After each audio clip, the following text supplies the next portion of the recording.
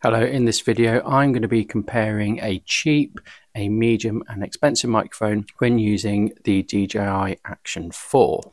So the sets I'm using the HapoYear set, which costs between £20 and £30 or $20 and $30.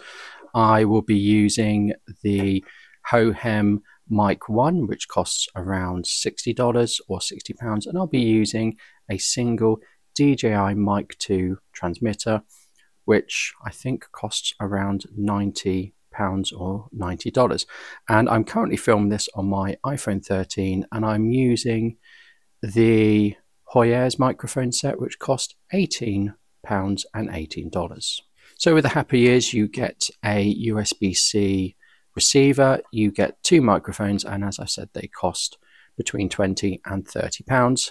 The Hohem Mic 1 is the medium priced option. Now this cost me around £60, but you can of course get a 2 mic set, and this costs about £110.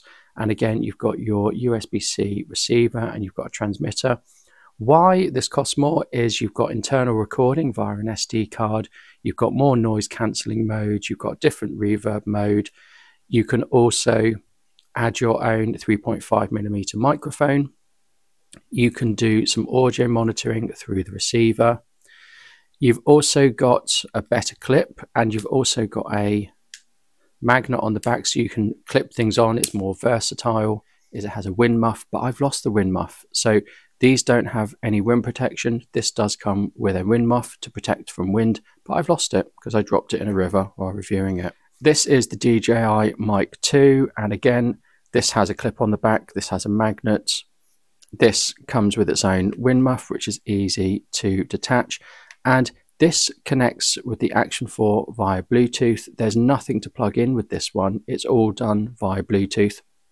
This can also record internally as well, so you can use this on its own, or you can record internally to back up. And there's lots of options within the Action 4, like 32-bit recording. So let's go outside and see how these compare to each other. Just over this sort of shrubland, sort of wood and other things, is a flowing river, and I'm going to be testing out the microphones against the noise here. And first up is going to be the HapoYear's. So now we're using the HapoYear's. I'm just going to put the microphone in front of the camera so you can see it.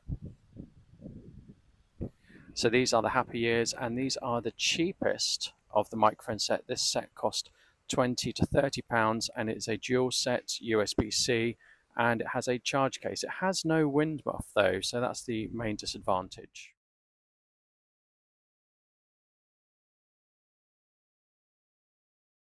And the final microphone we've got is the DJI Mic 2. This is using the wind muff, and it's working over Bluetooth. There's no connection to make other than the Bluetooth connection, and there's nothing to plug in, which makes it really quick and easy to set up. So I'm going to hold the microphone in front of the camera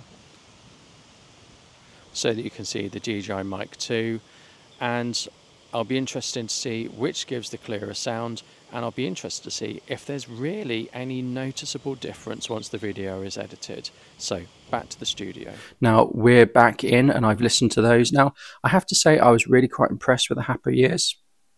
I thought they did a good job. They do have built-in noise cancelling. You can't really turn it on and off with the HapoYear's. It's just there and it works. So I was really quite happy with the sound I got from these. And something I haven't mentioned is that you get a charge case with the HapoYear's, which is really good. Unfortunately, with the Hohem mic, it didn't record at all. So with the receiver, you need to open up the USB-C port and you need to plug it in. Now, what I found was I wasn't getting any power through here, and I have this occasionally with the Hohem mic. It is designed more for mobile phones, but of course it's got a USB-C connection. No matter how I did it, it just wouldn't power on and wouldn't work. So I couldn't get it to work while I was out in the field. But I thought, you know what, no problem, because I've got internal recording, so I'll just turn it on. I won't plug this in, and I'll just use it as a standalone recorder, and it didn't record anything. So in terms of the medium option, I'm not very happy with these. I'm going to take them away. So you've heard the DJI Mic 2, and actually you got more background noise with this than you did with the Happy Ears, because I don't think this has any noise cancelling. Of course you can sort that out in post-production, and you can apply noise cancelling in your editing software, particularly if you're using Final Cut Pro. For the difference in price, if you're just going to use this on your Action 4, I don't think there's a huge difference in sound. The really big difference comes from having to detach the USB-C door, because if I'm using the Happy Ears, I have to take the door off and I have to put the receiver in, and all of a sudden my action camera now isn't waterproof at all. Whereas if I'm using the DJI Mic 2, because it runs over Bluetooth, I can have it completely waterproof. Of course, this isn't waterproof, but it's nice that my action camera is back to being waterproof. I would go for the DJI Mic if you want the ruggedness, if you want the ease of connection, and you want the functionality that you get within the Action 4. But if you're happy just to use a cheaper microphone, I don't think you're going to lose out too much in terms of sound quality. Thank you. Goodbye.